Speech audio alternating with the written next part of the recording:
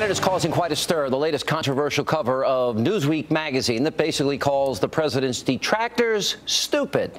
Now, the bluntly left-leaning headline reads simply, "Why are Obama's critics so dumb?" Now, it's written by Andrew Sullivan, a self-described conservative-minded independent. Now, the article quotes the attacks from both the right and the left on the man and his policies aren't out of bounds. They are simply empirically wrong, given the enormity of what he inherited and given what he explicitly promised. It remains simply a fact that Obama has delivered in a way that the unhinged right and purist left have yet to understand or absorb. Their short-term outbursts have missed Obama's long game, and why his re-election remains, in my view, as essential for this country's future as his original election in 2008. Joining me with reaction, editor of thedailycaller.com, Tucker Carlson, radio talk show host, the one and only Leslie Marshall. Both are Fox News contributors. You know, to say that Andrew Sullivan's a conservative, he voted for Obama in the first place, the liberal media, he's a conservative. No, he's not. He hasn't been for a long time. Everybody watching should read this piece. It should be in a time capsule. This is a product of hysteria. This piece is so repulsive. It's such a relentless suck up. It's throne sniffing. It's disgusting, this piece. This is a man truly who can't see straight. He so loves Barack. What does it say about Newsweek's magazine? I mean, at some point they had credibility, but they seem to be losing it now. Is that not partisan in your view?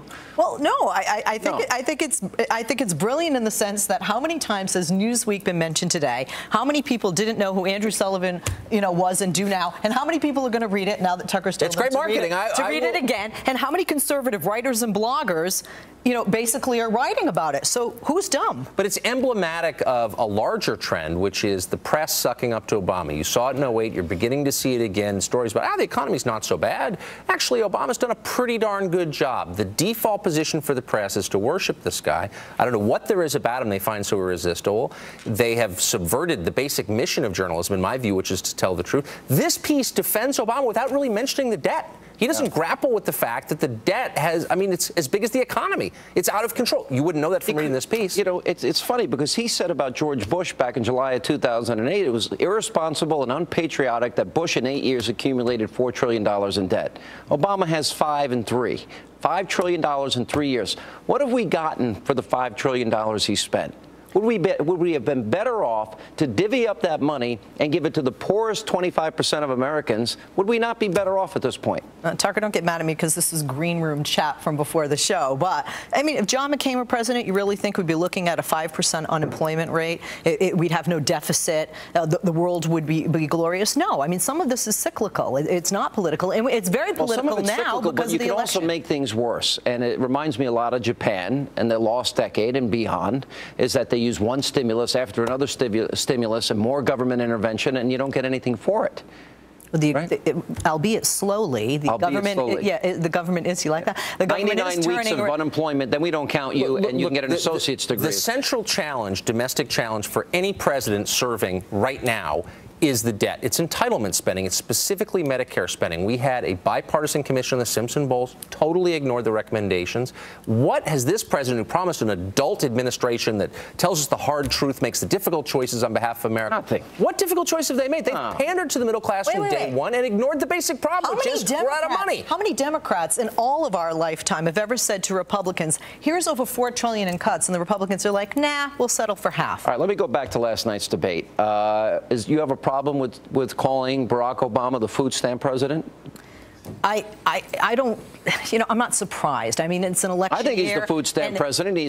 We haven't had this many people on food stamps in the history of the country. But this isn't because of President Obama. This is because of the economy that we're in. Can you give me a date? Can you give me a date when he starts being responsible for the economy? At what point do we get to say it's Barack Obama's fault? Is it 5 years down the road? Wait a minute, but Sean, if it is truly we were talking about this also, personal responsibility. If it truly is Barack Obama's fault that everyone's on food stamps, then I think we need to blame all those rich CEOs nobody wants to tax in the private sector for not employing these people. What about this reflexive reaction that's racist?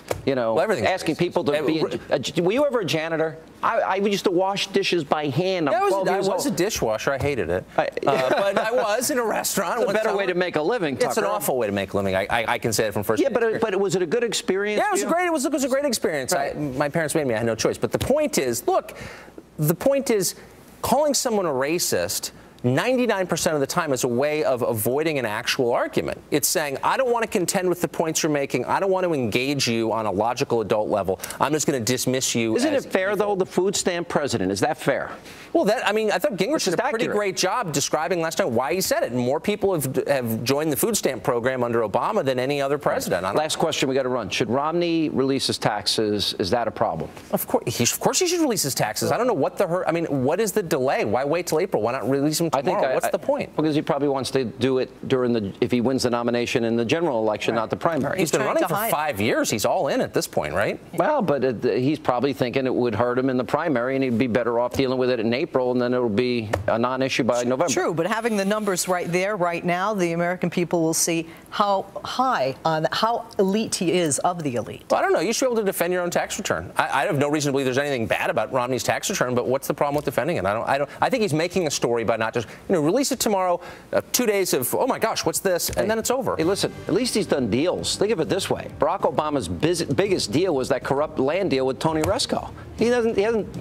That was a good deal. If I could get on a deal like that. Yeah, you get a lot next to my house, basically for free. And you might go to jail. You never know. Yeah, but I mean, that was a great way to make a living. Unless you're connected and you have connections in Chicago. Yeah, you never know. All right. When we come back.